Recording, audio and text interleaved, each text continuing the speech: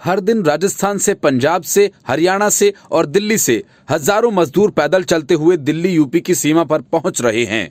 किसी को बिहार जाना है तो किसी को बंगाल, किसी को यूपी जाना है तो किसी को एमपी। लेकिन जब सियासत की सड़क पर प्रियंका वाड्रा के आदेशों पर राजस्थान के सीएम ने सैकड़ों बसें दौड़ाई, राजस्थान से आगरा बॉर्डर तक रास्ते में एक भी मजदूर पैदल चलता नहीं दिखाई दिया। नोएडा बॉर्डर पर दिल्ली की तरफ से जो सैकड़ों बसें कांग्रेसी चप्पुओं ने लगवाई, उनको भी रास्ते में पैदल चलते मजदूर नहीं मिले। कांग्रेस को मजदूर रास्ते में शायद तब मिलते हैं जब राहुल गांधी को फोटो सेशन करवाना होता है, और तब दिखते हैं जब प्रियंका वाड्रा को सियासत करनी होती है। तब कांग्रेस को मजदूर बेबस और बेसहारा दिखते हैं।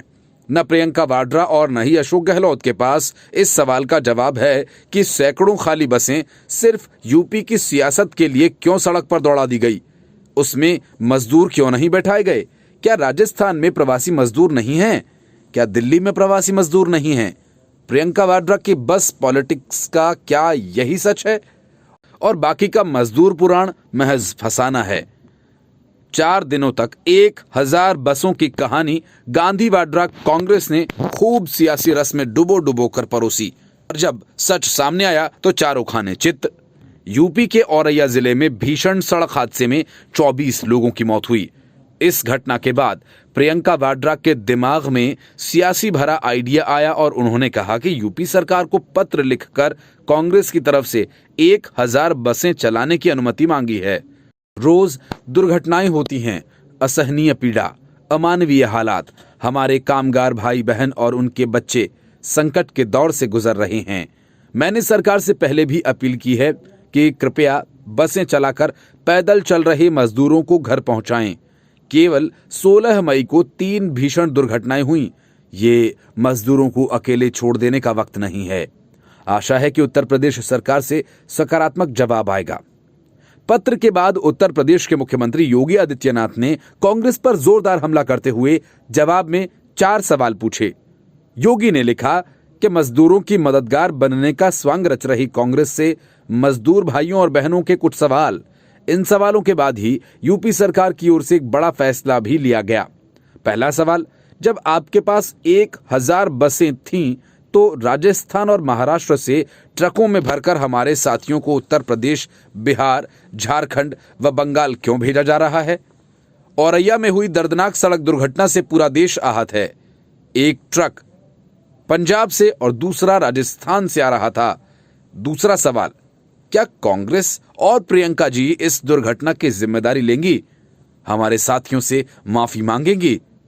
तीसरा सवाल, प्रियंका गांधी जी कहती हैं कि उनके पास 1000 बसें हैं और ये बात है कि अब तक इन बसों की सूची तक उपलब्ध नहीं कराई गई, न ही हमारे साथियों की बसों और हमारे साथियों की सूची उपलब्ध करा दी जाए, जिससे उनके कार्य ट्विटर नहीं धरातल पर दिखें।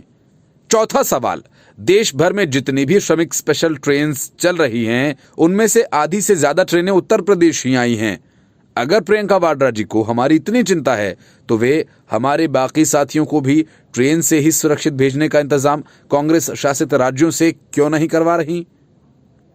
उत्तर प्रदेश के मुख्यमंत्री योगी आदित्यनाथ ने प्रियंका गांधी के प्रस्ताव को मंजूरी देते हुए 1000 बसों का इंतजाम करने को कहा। साथ ही कहा कि वे बसों के नंबर्स के साथ साथ ड्राइवर्स और कंडक्टर्स की भी जानकारी मुहैया कराएं।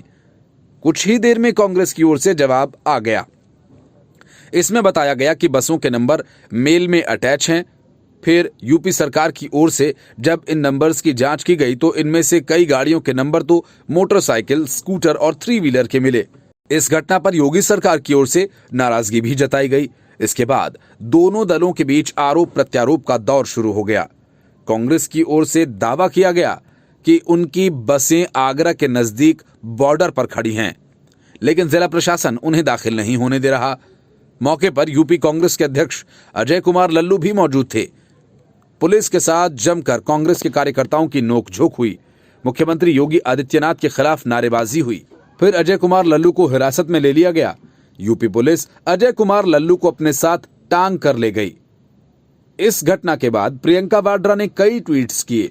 प्रियंका वाड्रा की ओर से यह भी कहा गया कि उत्तर प्रदेश सरकार का खुद का बयान है कि हमारी 1049 बसों में से 879 बसें जांच में सही पाई गई। बताया गया कि 879 बसों में भी कई ऐसे वाहन हैं जिनमें अलग अलग खामियां हैं, जिनमें 79 गाड़ियों की फिटनेस समाप्त हो चुकी है।